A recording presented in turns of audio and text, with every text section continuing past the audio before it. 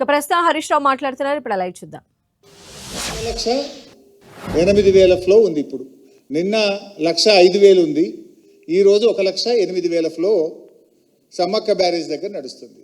మనకున్న system phase 1, phase 2, phase 3 Devadula 3 ఫేజులు కలుపుకొని రోజుకు 2,542 క్యూసెక్కుల నీళ్ళు ఎత్తచ్చు.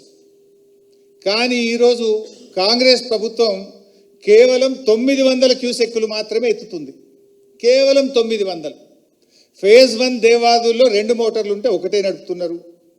ఫేజ్ 2 దేవాదుల్లో 2 మోటార్లు ఉంటే ఒకటే నడుపుతున్నారు. ఫేజ్ 3 దేవాదుల్లో 6 మోటార్లు ఉంటే 2 మోటార్లు నడుపుతున్నారు.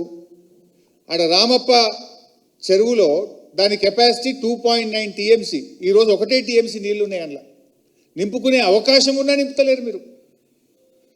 అదేవిధంగా ధర్మసాగర్ కెపాసిటీ 1.5 టీఎంసీ, ఇవాళ కేవలం 0.5 టీఎంసీ ఉంది. వరంగల్ జిల్లాలో 75-80% చెరువులు ఎండిపోయి ఉన్నాయి. మరి అంత అద్భుతంగా నది ప్రవహిస్తూ ఉంటే సిస్టమ్ అంతా కూడా BRS party phase 1, phase 2, phase 3 Devadula పూర్తి చేసి రోజుకు 2,542 క్యూసెక్కుల నీళ్లు ఎత్తుకునే అవకాశం ఉంటే కూడా నీ గురుదక్షిణ చెల్లింపులో భాగంగా నీ చంద్రబాబుకు కిందికి ఇడిచిపెడుతున్నావు. ఎందుకు మోటార్లు ఆన్ చేస్తలేవు? ఇక్కడ ఎన్డీఏ అడ్డము లేదు, రిపేర్లు లేవు, ఏది లేదు కదా. కట్నీళ్ళు పెట్టిన పొయ్యి లెక్కుంది. ఆడ మోటార్లు వచ్చి నువ్వు వరంగల్ జిల్లాను ఎందుకు సస్యశ్యామలం చేస్తలేవు? నువ్వు ఆ రోజుకు 0.5 టీఎంసీ, 2500 అంటే రోజు 0.5 టీఎంసీ. మరి ఎందుకు ఎత్తలేవు? నీ నీ నీ నీ నీ ఉద్దేశం ఏందని నేను అడుగుతా ఉన్నా. Is it not failure of your government? సోయి లేదు మీకు. గోదావరి నీళ్లు పోతుంటే నీళ్ళు ఎత్తుకోవాలనే సోయి లేదు. ఒకవైపు కరువు వచ్చింది, ఎలినెనో వచ్చింది, ప్రపంచమంతా మంచినీళ్ళ ఆగమవుతుంది, కరువు కోరల్లో ప్రపంచం చిక్కుకపోతుంది, రైతాంగం ఆగమవుతారని చెప్పి ప్రపంచమంతా కూడా చుక్కను ఒడిచిపెడుతుంటే నువ్వు జార విడిస్తున్నవే. దీనికి ముందు సమాధానం చెప్పు ఉత్తమ్ కుమార్ రెడ్డి. నీళ్ల మంత్రిగా, ముఖ్యమంత్రిగా మీరిద్దరు ఫెయిల్ అయిపోయింది. కట్నీళ్లు పెట్టిన పోయోలే. కేసీఆర్ గారు ముందు చూపుతో సమ్మక్క బ్యారేజ్ కట్టిండు. అక్కడ అద్భుతంగా నీటి నిల్వ ఉంది. సమ్మక్క బ్యారేజ్లో ఈరోజు 75 మీటర్స్ లెవెల్ ఉంది. మనకు దేవాదుల మోటార్లు 71 మీటర్స్లోనే నడుస్తాయి. ఈరోజు 75 మీటర్స్ లెవెల్ ఉంది. అయినా కూడా నీ నిర్లక్ష్యం వల్ల, నేరపూరిత నిర్లక్ష్యం, క్రిమినల్ నెగ్లిజెన్స్, నీళ్లు ఉండి కూడా ఎత్తుకోకపోవడం, నీళ్లు ఉండి కూడా దాన్ని ఉపయోగించకపోవడం అనేది ఇది క్రిమినల్ నెగ్లిజెన్స్. మిమ్మల్ని ఉరిదీసినా తప్పు లేదు. నీళ్లున్నాయి, నది బారుతుంది, మోటార్లు ఉన్నాయి, సిస్టమ్ ఉంది, చెరువులు ఖాళీగా ఉన్నాయి, రిజర్వాయర్లు ఖాళీగా ఉన్నాయి, కరువు కోరల్లో చిక్కుకున్నది ప్రపంచమంతా. ఇవాళ ఎలినినోతో బాధపడుతుంటే నువ్వు నీళ్లుండి ఎత్తలేదంటే మీరు ఏ రకమైన నిర్లక్ష్యాన్ని పాల్పడుతున్నారో ముందు దీనికి సమాధానం చెప్పండి.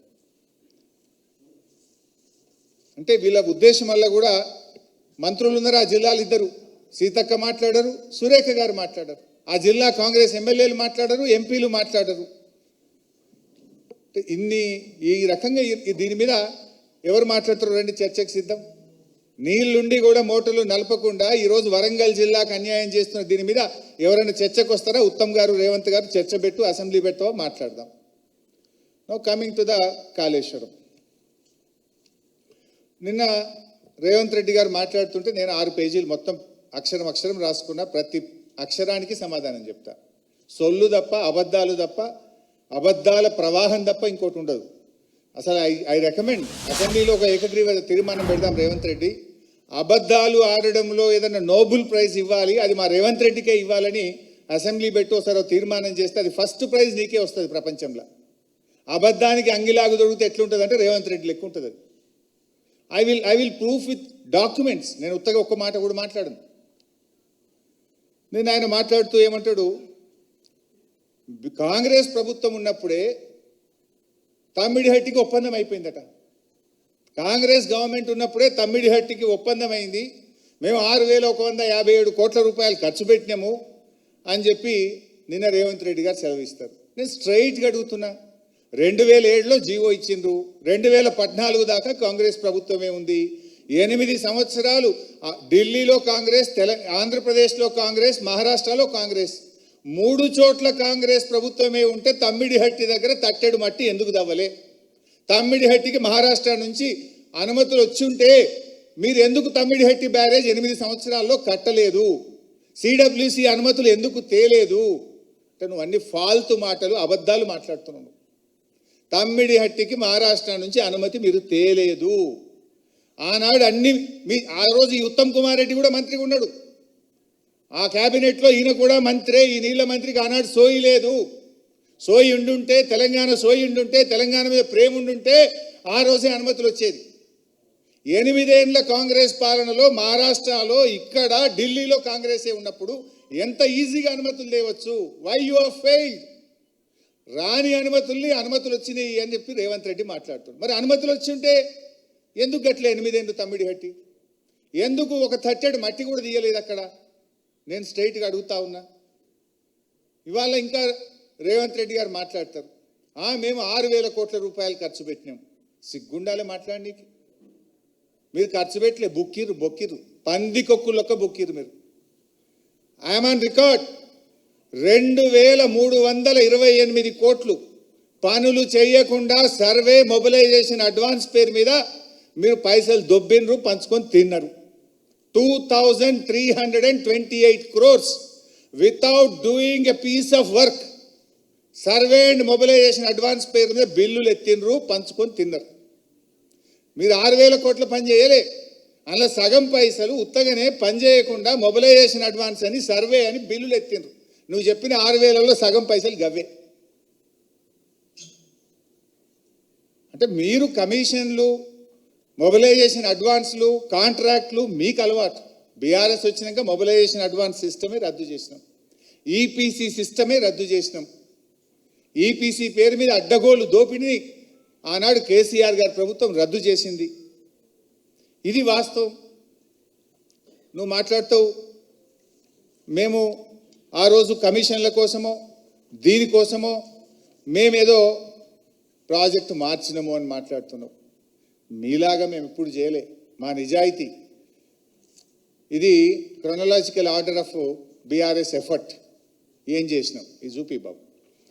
ఇందులో ఎంత కష్టపడ్డామంటే బీఆర్ఎస్ ప్రభుత్వం వచ్చిన 2 జూన్ 2014 నాడు బీఆర్ఎస్ ప్రభుత్వం వచ్చింది.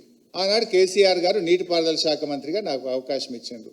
నెక్స్ట్ మంత్ జూలై 23వ తారీఖు నాడు నేను మహారాష్ట్రకి వెళ్ళి అక్కడ ఆనాటి నీటిపారుదల శాఖ మంత్రి, అక్కడ కాంగ్రెస్ ప్రభుత్వమే ఉంది, ఆనాటి కాంగ్రెస్ మంత్రి పేరు ఫస్ట్ పెట్టు బాబు హసన్ ముషరాఫ్ గారు.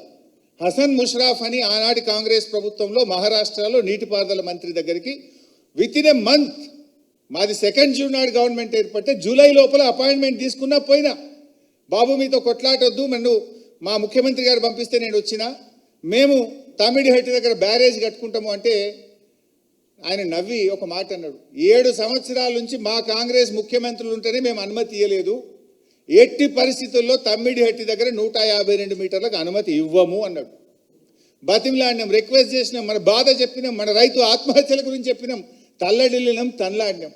చివరికి ఆయన ఒక మాట అన్నాడు, 6 నెలలు అయితే మాకు ఎలక్షన్ ఉంది, 5 ఏళ్ళకెళ్ళి మీ కాంగ్రెస్ గవర్నమెంట్ అడుగుతున్నాయి, మేము ఇవ్వలేదు, ఇప్పుడు ఎలక్షన్ల ముంగట ఇస్తే మేము ఆగమవుతాం, మా రాష్ట్రంలో ఉద్యమాలు జరుగుతున్నాయి, మేము ఇచ్చే ప్రశ్నే లేదు, ఎలక్షన్ అయినాక రాపోండి, అప్పుడు ఏదంటే మళ్ళీ మాట్లాడదాం, ఎలక్షన్ అయ్యేదాకా ఇటాంకలు రాకు అన్నాడు.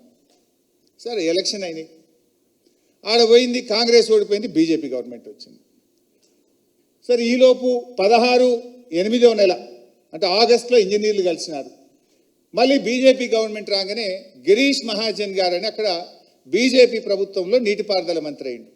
వెంటనే మళ్ళీ పోయిన మంత్రి అయిన వారంకే పోయిన దొరకబట్టుకొని, ఎవరో గౌడు మా సిద్దిపేటలో చింతగుండెవెల్లో గౌడు, ఆయన కాన్స్టిట్యున్సీల లీడర్, ఆయన ద్వారా తొవ్వ పట్టుకొని ఎత్తుక్కొని అపాయింట్మెంట్ తీసుకొని ఆయన దగ్గర పోయి తనలాడితే బాయ్ సాబ్ మేమే ఉద్యమాలు చేసినాం, అరెస్ట్లు అయినాం, జైల్లో పడ్డాం, తమ్మిడిహట్టి దగ్గర పెంచొద్దని పోరాడిన వాళ్ళమే మేమెట్లా అనుమతిస్తాము అని ఆయన అన్నాడు.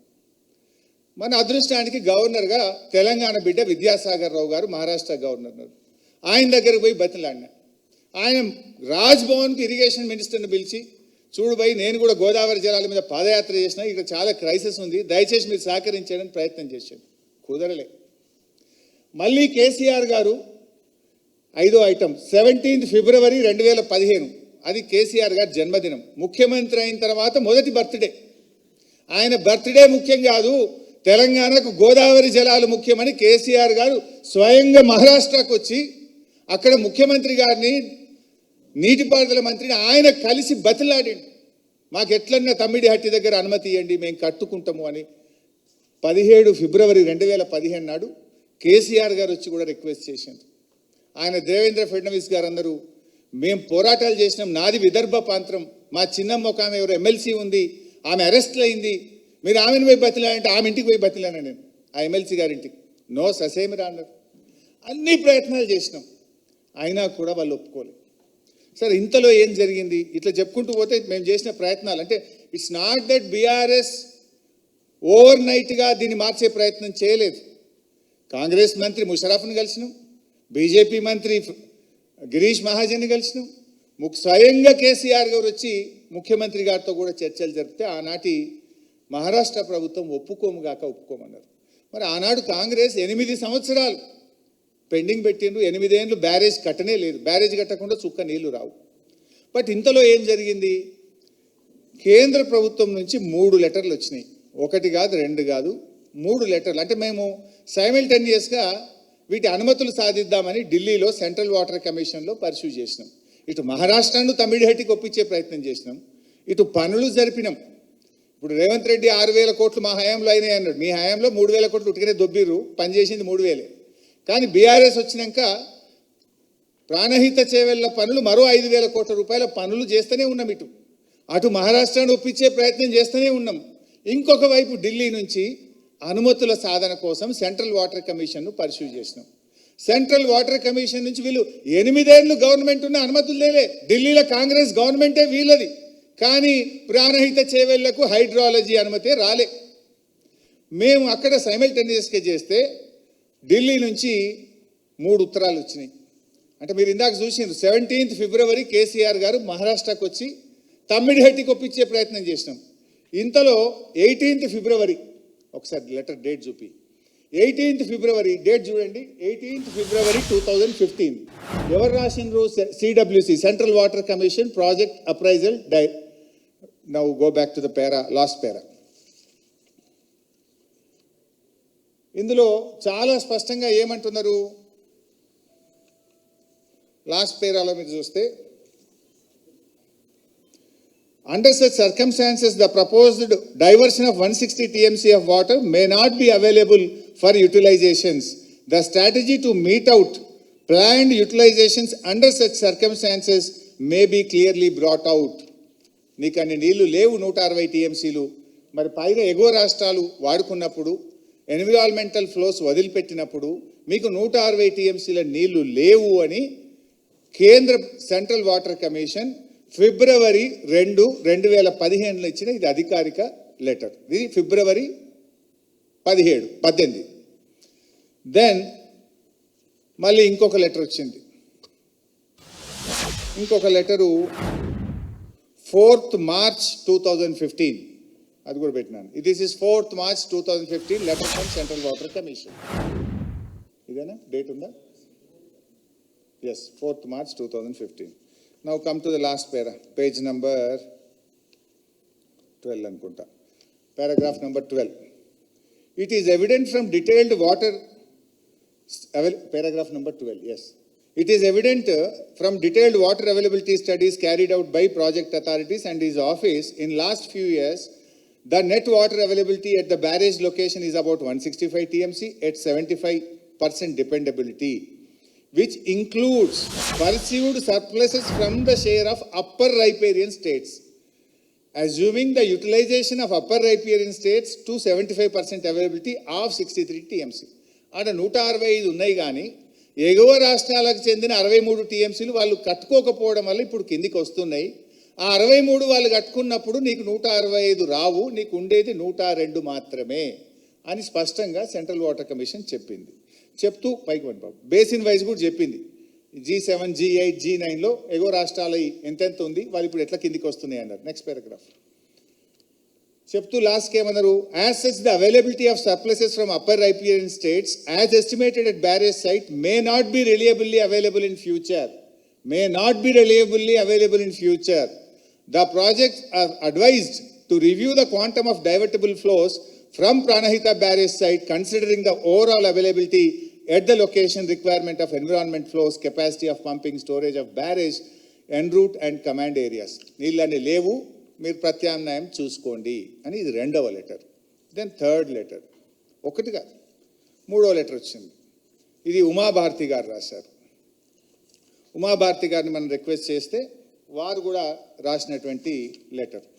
ఈ డేటు 13th March 2025, అన్ని మూడు దగ్గరనే వచ్చినాయి.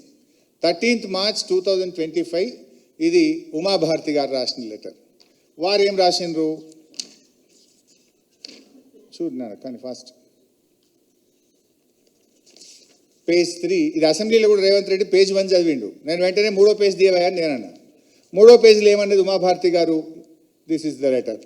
మూడో పేజీలో under such circumstances the proposed diversion of 160 TMC of water may not be available for utilizations.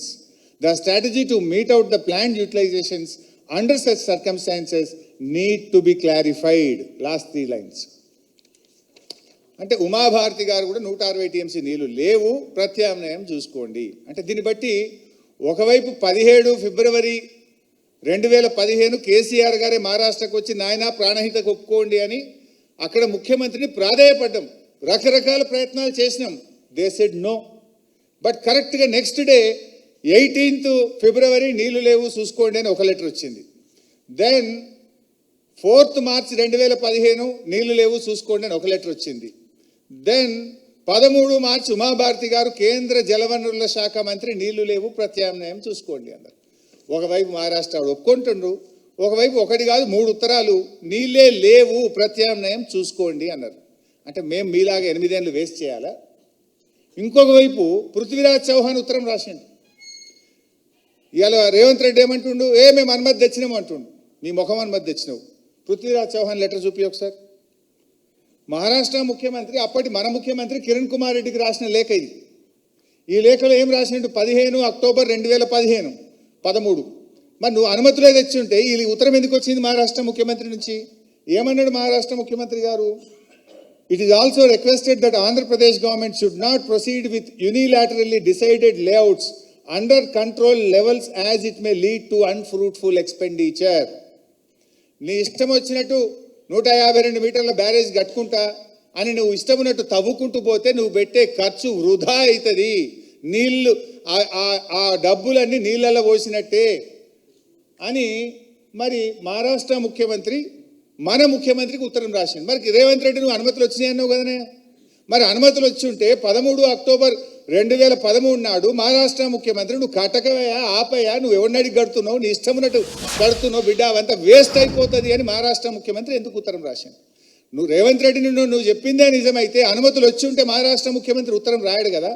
అంటే నువ్వు ఫాల్స్ మాట్లాడినావు, ఫాల్తు మాట్లాడినావు, అనుమతులు రాలేదు కనుకనే ఈ ఉత్తరం వచ్చింది. రేవంత్ రెడ్డి ఇప్పటికైనా ఫాల్తు మాటలు ఫాల్స్ మాటలు మాట్లాడు బంద్ చేయి.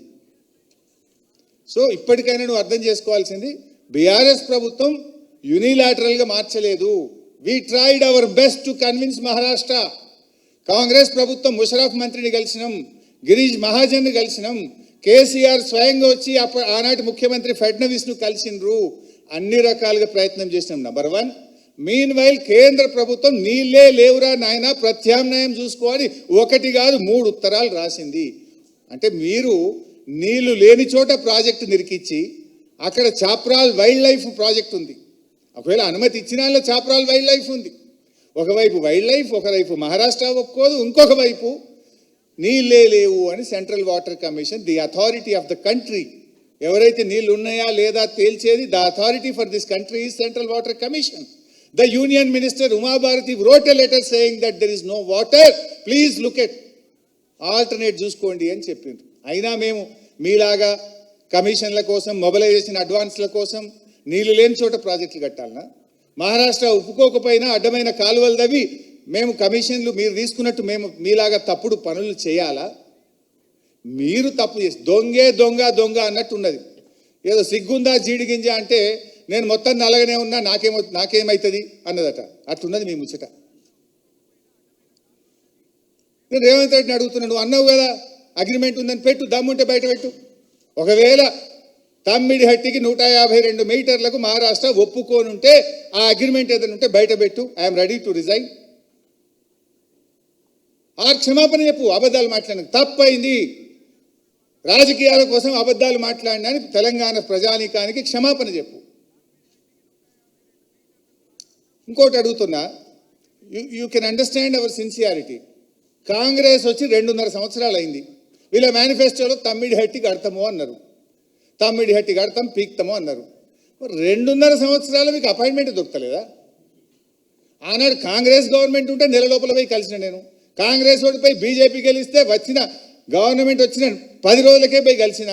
స్వయంగా కేసీఆర్ ముఖ్యమంత్రి గారు 2 రోజులు మహారాష్ట్రలో ఉండి వెయిట్ చేసి, ముఖ్యమంత్రి ఎప్పుడు టైం ఇస్తే అప్పుడు నేను ఈయనే ఉంటా అని ఆడ కూర్చొని ఆయన టైం ఇచ్చినప్పుడు కలిసి బతిలాడి వచ్చిండు. 6 నెలల్లో కేసీఆర్ పోయిండు, మా ఇంజనీర్లు పోయిండు, నేనే 3-4 సార్లు పోయినా. మరి మీరు 2.5 సంవత్సరాలు పోయింది కూడా లేదు కదా. అంత డ్రామా మీ కంపెనీ. 2.5 ఏళ్ళల్లో తమ్మిడిహట్టి కోసం మీరు కనీసం ఒక్కసారైనా మహారాష్ట్రకు పోయినరా? 2 సంవత్సరాల 7 నెలలు పూర్తయింది. That shows your commitment. మీ నిజాయితీ అది, మా నిజాయితీ ఇది. మేము నెలకే పోయినాం. గవర్నమెంట్ వచ్చిన కొత్త రాష్ట్రం సంసారం కుదరక ముందే పోయినాం నెల లోపల. మరి మీరు 2 సంవత్సరాల 5 నెలలు ఏం చేసిండ్రు? ఎందుకు పోలేదు? అంటే మీది మాటలు తప్ప, డ్రామాలు తప్ప యాక్షన్ లేదు, సిన్సియారిటీ లేదు, నిజాయితీ లేదు. 2 సంవత్సరాల 5 నెలలు ఏం చేసిండ్రు అని అడుగుతున్నా. ఇంకా అవినీతి గురించి మాట్లాడతాడు. మీరు మొబిలైజేషన్ అడ్వాన్సులు తీసుకొని 2,700 కోట్ల రూపాయలు లేపి 2,328 కోట్లు లేపిన మీరు అవినీతి గురించి మాట్లాడడం అంటే దయ్యాలు వేదాలు వల్లించడం. కాంగ్రెస్ అంటేనే కరప్షన్, కాంగ్రెస్ డిఎన్ఏలోనే కరప్షన్ ఉంది. ఇదే రేవంత్ రెడ్డి తెలుగుదేశంలో ఉండి అసెంబ్లీలో మాట్లాడిండు, బయట మాట్లాడిండు, ఇది జలయజ్ఞం కాదు ధనయజ్ఞము అని. ఈ రేవంత్ రెడ్డి ఆనాడు తెలుగుదేశంలో ఉండి ఈ ప్రాణహిత చేవేళ్ల గురించి అడగోలు మాట్లాడిండు. ఇవాళ సూదపూస లెక్క మాట్లాడుతుండు. ఇక రంగులు మారంగానే, చొక్కాలు మారంగానే, పార్టీలు మారంగానే నీ స్టాండ్లు మారుతాయి. కానీ ప్రజలు మారరు కదా, నువ్వు మార్చుకోవచ్చు. Now coming to the next point. అంటే ప్రతి అబద్ధం నేను జస్ట్ ఇంకా పేజ్ 1లోనే ఉన్నా. ఆయన రాసుకున్న ప్రతి పాయింట్కు నేను ఆన్సర్ ఇస్తాను. ఎన్ని అబద్ధాలు చెప్పదలుచుకున్నా. నంబర్ 2, పెద్ద నిన్న పోజులు కొడుతుండు. రిటైర్డ్ ఇంజనీర్లు వద్దన్నారట. కేసీఆర్ వేసిన రిటైర్డ్ ఇంజనీర్ల కమిటీ 21/1/2015 నాడు జీవో 28 ద్వారా ఆయన వేసిన కమిటీ మేడిగడ్డ కట్టద్దన్నది అంటాడు. ఎన్ని అబద్ధాలు! ఇది అసెంబ్లీలో కూడా ఇట్లే ఫస్ట్ పేజీలో ఒక లైను, థర్డ్ పేజీలో ఒక లైన్ చదివితే దొరకబట్టి నేను బయట పెట్టినా. మళ్ళీ అదే అబద్ధం నిన్న మాట్లాడాను. ఇప్పుడు నేను ఆ రిపోర్ట్లు కూడా బయట పెట్టా. Nothing wrong. ఎక్కడ కూడా మేడిగడ్డ దగ్గర బ్యారేజ్ కట్టొద్దని రిటైర్డ్ ఇంజనీర్ల కమిటీ, నిపుణుల కమిటీ చెప్పలేదు. ఆ విషయం నేను చెప్తలేను, వాళ్ళే చెప్పిండ్రు. దాన్నే బయట పెట్టా. ఇప్పుడు దెర్ ఆర్ 2 రిపోర్ట్స్. ఇది రిటైర్డ్ ఇంజనీర్ల committee. You can see on the screen. Retired engineers committee. ఈ కమిటీలో పేజ్ 6 పైకి పోబా, పైకి పేజ్ 5 రైట్, పేజ్ 6 కింది right. Page 6 paragraph 3 you can see. Barrage site on main river Godavari near Medigadda, Mahadevpur. The Honorable CM has ordered the irrigation department to explore the possibility of constructing barrage on Godavari river near Medigadda